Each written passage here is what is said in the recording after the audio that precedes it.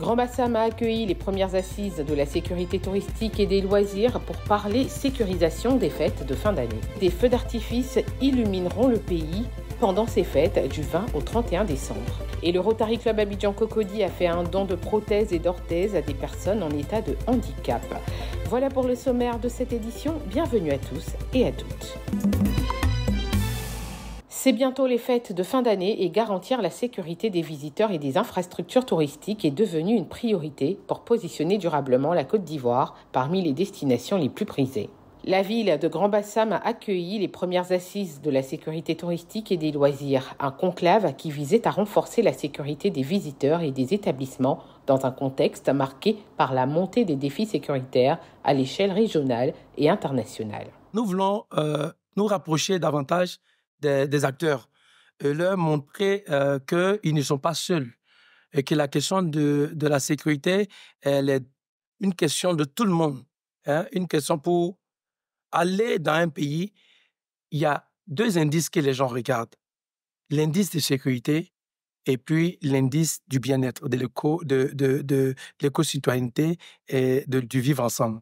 Donc, le tourisme est la vitrine de tout pays.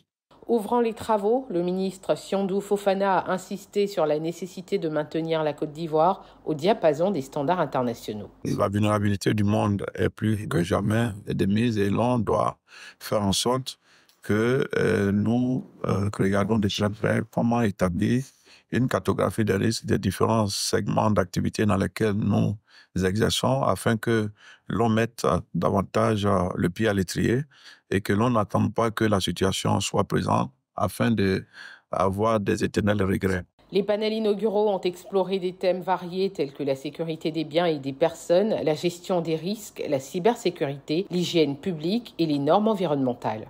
Ces assises entendent déboucher sur des actions applicables à court et moyen terme.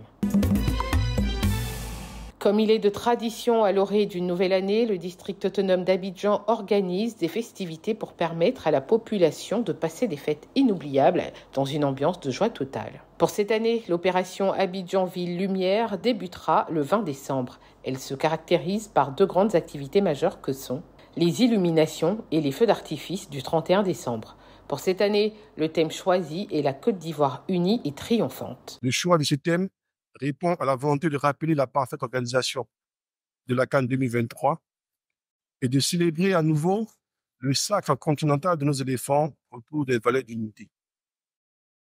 L'opération Abidjan Ville Lumière 2024 connaîtra cette année une particularité avec le nombre croissant de communes et de sites concernés relativement aux éditions antérieures.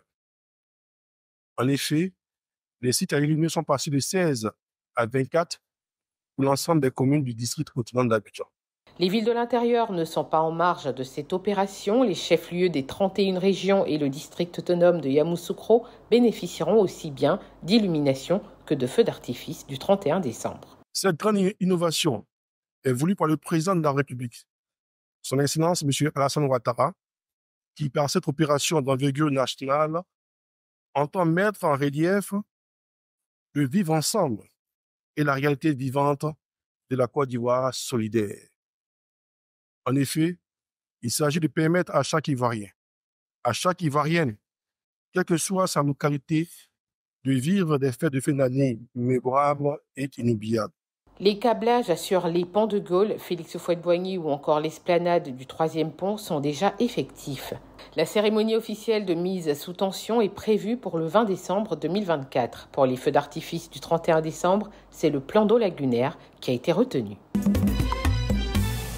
4 écoles primaires, un bâtiment IEPP, une cantine scolaire entièrement équipée, ainsi que des infrastructures de santé à 5 centres de santé intégrés, 6 logements pour le personnel médical, un centre de santé urbain rénové et un préau. Ces infrastructures mises en œuvre à hauteur d'1,2 milliard de francs CFA ont été réalisées par la fondation Lonassi dans les régions du Bafing, de la Bagoué, du Bélier, du Gontougo, des Grands Ponts, de l'Ifou, de l'Indénié Djouablin, du Kabadougou, du Sud Komoé et du Tchologo.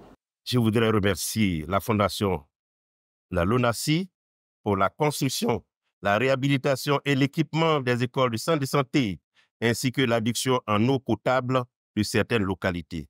Ce faisant, La Fondation Lonasi participe auprès du gouvernement à la lutte contre la pauvreté en milieu rural et urbain. Grâce à la Fondation Lonasi, de nombreuses régions de Côte d'Ivoire bénéficient de nouvelles infrastructures sanitaires et éducatives.